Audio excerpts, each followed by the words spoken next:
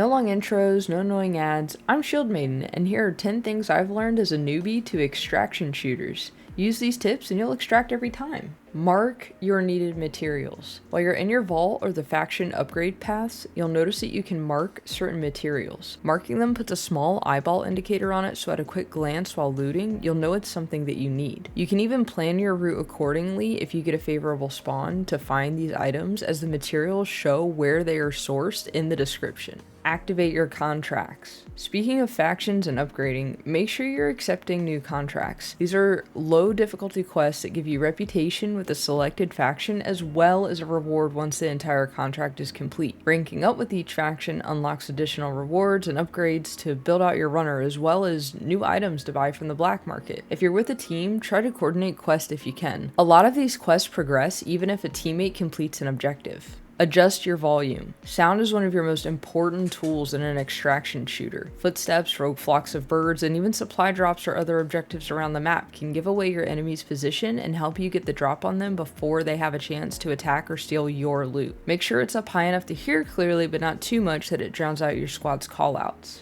Stick together. For now, Bungie's focusing on the 3v3 playstyle over solo play. With crew fill and team chat, it's easy to put together a squad if your friends are busy. That being said, make sure you're sticking with your team and communicating when you can. With higher tier shields and certain abilities, pushing a team or a point of interest alone will almost certainly result in you dying and your team being put at a disadvantage. There's a lot of time to loot, complete contracts, and get into some PvP action without having to put your loadout at risk.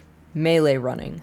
Like a lot of other PvP games, running with your knife out gives a couple of small advantages over running with your gun out. You move slightly faster, make less noise, and there's even a core that makes you generate less heat while your knife is in hand. While the benefits aren't huge, they can help you get to a point of interest and lock it down before an enemy team. Don't spend excessive time looting. Look, we all want to get materials and new gear to upgrade our runners, but sometimes greed can get the best of us. Try not to spend too much time in downed enemy boxes. You'll likely just make a ton of noise, and if a third party team is close, they may push and catch you picking through the spoils. Additionally, hanging around a POI for too long gives other teams the chance to rotate into you, forcing you to fight for your hard-earned kit. Should you lose, you're headed back to the lobby and you've just put all that loot in one spot for them to take. Stop pushing when you don't need to. Sometimes playing more passive leads to a successful extraction. If you get in a fight with another team, let them make the mistakes instead of pushing unnecessarily. Play your cover, use grenades and defensive abilities, anything you can do to give you the advantage. If you've looted something valuable or a quest item, it may not be worth it to you to risk it in a fight. Keep your ears open for gunfire and consider taking an alternate route. Let enemy teams pass you by if you aren't confident in winning an engagement. Your kit could be far more valuable than a short dopamine rush. Heal and cover. Keeping yourself topped up in a fight can be hard depending on how aggressive your opponent is. Make sure you're doing it strategically and in cover. If you're in the open and your self-repair speed is low, you probably won't get a patch kit off before you get downed. This goes for reviving down teammates as well. Crawl to cover where you're able to so that your squad isn't left holding the bag while you're taking a power nap. Get up, patch yourself up, and get back in the fight.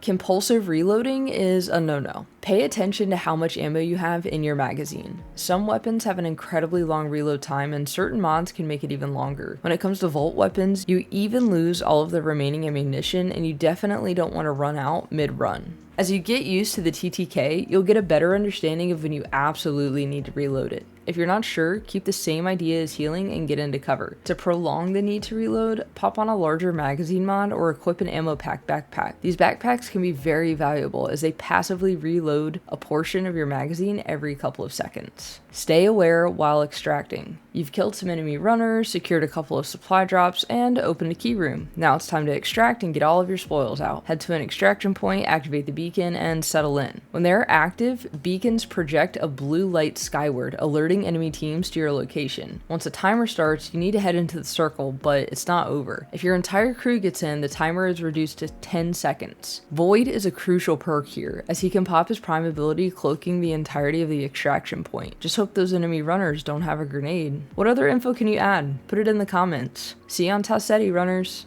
If you enjoyed the video, be sure to like, subscribe, and check out the videos on screen for more Destiny 2 content. Bye!